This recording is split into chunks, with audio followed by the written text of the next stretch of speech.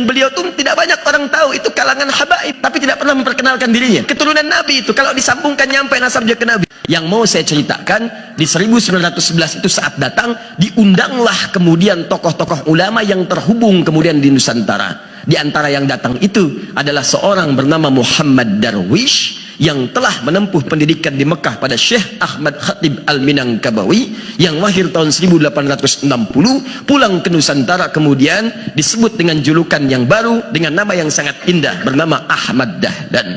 Kiai Haji Ahmad Dahlan datang ke pertemuan itu, diskusi, dan beliau tuh tidak banyak orang tahu, itu kalangan habaib. Kiai Haji Ahmad Dahlan itu habib, tapi tidak pernah memperkenalkan dirinya. Ya Habib, keturunan Nabi itu, kalau disambungkan nyampe nasabnya ke Nabi. Antum mau cek, kita cek Kiai Haji Ahmad Dahlan bin Kiai Haji Abu Bakar bin Kiai Ilyas bin Kiai Sulaiman bin Demang Jurang Juru Kapindo bin Demang Jurang Juru Sapisan bin Kiai Gerbak bin Maulana Ishaq. Siapa Maulana Ishaq itu? Anaknya Jamaluddin Al-Akbar Al-Husaini. Ya, siapa Jamaluddin Al-Akbar Al-Husaini? Tokoh besar, ulama besar, punya dua anak. Satu Maulana Ishaq, yang kedua namanya Syarif Abdullah. Syarif Abdullah menetapnya di Mesir. Saat beliau berhaji bertemu dengan Syarifah Mudaim. Siapa Syarifah Mudaim itu? Nama aslinya Rara Santang, lahir tahun 1426. Punya kakak namanya Abdullah Iman, nama aslinya Walang Sungsang, lahir tahun 1423. Adik bungsunya Raja Sengara, lahir tahun 1427. Siapa tiga orang ini? Anak dari Prabu Siliwangi, dikenal dengan Pamanah Rasa, disingkat jadi Menah Rasa. Punya kerajaan Pajajaran membentang dari Banten sampai ke perbatasan Jawa. Saat inspeksi daerah Karawang, menemukan seorang perempuan sedang baca Quran. Itu muridnya Syekh Hasanuddin. Syekh Hasanuddin alumni dari Mekah, dikenal dengan Ummul Qura, maka dikenal dengan Syekh Qura. Pulang ke Karawang mendirikan pesantren, sampai sekarang dikenal dengan pesantren Syekh Qura. Punya murid, di antara muridnya yang paling bagus seorang perempuan namanya Nyai Subang Larang, terpikat dinikahi bahkan masuk Islam, kemudian melahirkan tiga orang anak. Syarifah Mudaim dengan Abdullah Iman menunaikan ibadah haji, bertemu dengan Syarif Abdullah, menikah di situ. Kemudian kakaknya Abdullah Iman pulang menghadap kepada bapaknya, diberi daerah kemudian untuk berdakwah di Lemah Wungkuk. Di Lemah Wungkuk itu menyatu tiga etnis. Satu etnis lokal Nusantara, dua Arab, ketiga Cina. Perkumpulannya pada satu dalam bahasa lokal disebut dengan caruban. Kesukaan mereka juga bikin udang terasi dari udang rebon namanya. Ya, kemudian dikeringkan airnya. Air disebut dalam bahasa lokal dengan cai rebon, cai rebon, cai rebon. Kemudian menyatu menjadi Cirebon. Daerahnya Cirebon.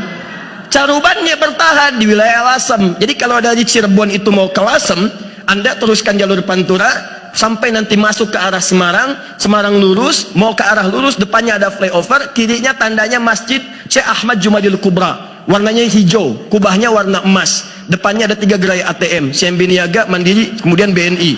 Lurus, sebelah kanan doriahnya jembatan flyover, belok kiri, lurus terus tembus ke Demak, Demak tembus Kudus, Kudus tembus Pati, Pati tembus Rembang. Dari Rembang 10 menit lurus sebelum Masjid Agung, sebelah kiri ada wilayah namanya Caruban, Pantai Caruban. Lurus sedikit sekitar 50-100 meter, sebelah kanannya Karangturi, pusat orang Cina pertama datang ke Nusantara. Lurus sedikit terus lagi Masjid Agung sebelah kanannya. Sebelum ke situ sebelah kirinya berpapasan jauh itu pesantren terkenal yang diantara pendiri Nahdlatul Ulama itu ada di situ. Sekarang cucunya namanya Kiai Haji Abdul Qayyum, dikenal dengan Gus Qayyum. Lurus dikit sekitar 30 kiloan lah ke arah situ, nggak nyampe sebetulnya, mungkin 15-20 kilo, itu sampai nanti ke tapaknya Pesujudan Sunang Bonang. Naik ke atas dikit sampai ketemu juru kunci namanya Pak Abdul Wahid.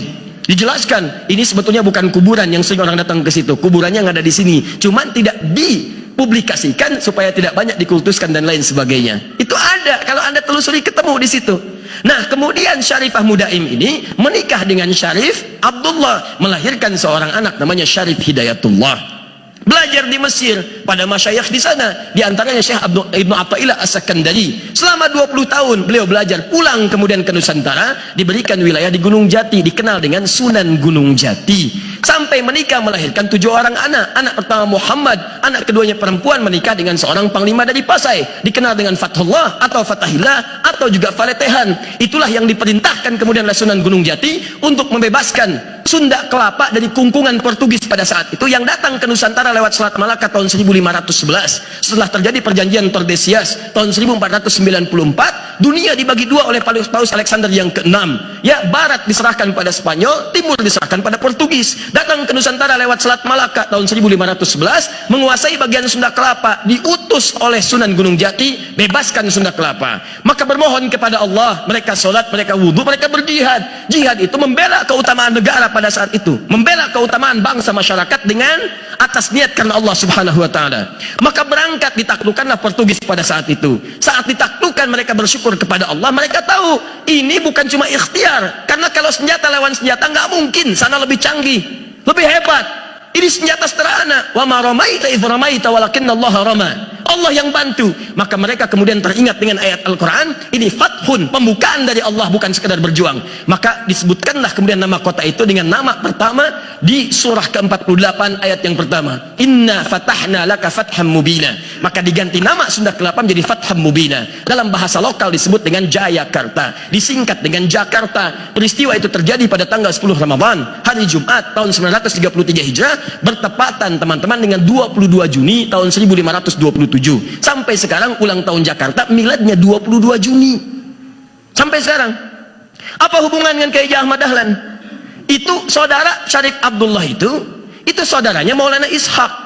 Maulana Ishaq tadi dari Jamaluddin Al-Akbar Al-Husaini, keturunan dari Ali Zainal Al-Kabir. Zainal Al-Kabir keturunan dari Ali Zainal Abidin, keturunan dari Al-Husain radhiyallahu taala anhu, adiknya Al-Hasan radhiyallahu taala anhu. Dua-duanya anaknya Sayyidina Ali bin Abi Thalib radhiyallahu taala anhu, suaminya Fatimah Az-Zahra radhiyallahu taala anha, binti Muhammadin Rasulullah sallallahu alaihi wasallam, bin Abdullah bin Abdul Muttalib bin Hashim bin Abdul Manaf bin Qusay bin Murrah bin Kilab bin Ka'ab bin Ghalib bin Fihr bin Malik bin Nadar bin Kinana bin Khuzaibah bin Mudrikah bin Ilyas bin Nizar bin Mudar bin Ma'ad bin Adnan bin Addi bin Adri bin Muqawwam bin Nahur bin Tarikh bin Ya'rub bin Yasjub bin Nabit bin Ismail alaihissalam bin Ibrahim alaihissalam bin Azar atau bin Nahur bin Abir bin Kinan bin Arfakhshad bin Sam bin Nuh alaihissalam bin Mihlail Matushala bin Kinan bin Anwas bin Tif bin Adam alaihissalam. Oke, Haji Ahmad Dahlan itu nasabnya nyampe ke Nabi Adam. Ayo ulangi, mana ketua PDM? Makanya setelah pertemuan itu pulang, setahun kemudian mendirikan Muhammadiyah dengan nama datuknya, tapi diberikan ya nisbah dengan tak menunjuk pada sifat. Di Muhammadiyah itu bukan sekedar nama. Muhammad disebutkan 4 kali dalam Al-Quran. Quran surah ketiga ayat 144, Quran surah ke-33 ayat ke-40, Quran surah ke-47 ayat yang kedua dengan namanya, dan Quran surah ke-48 ayat 29.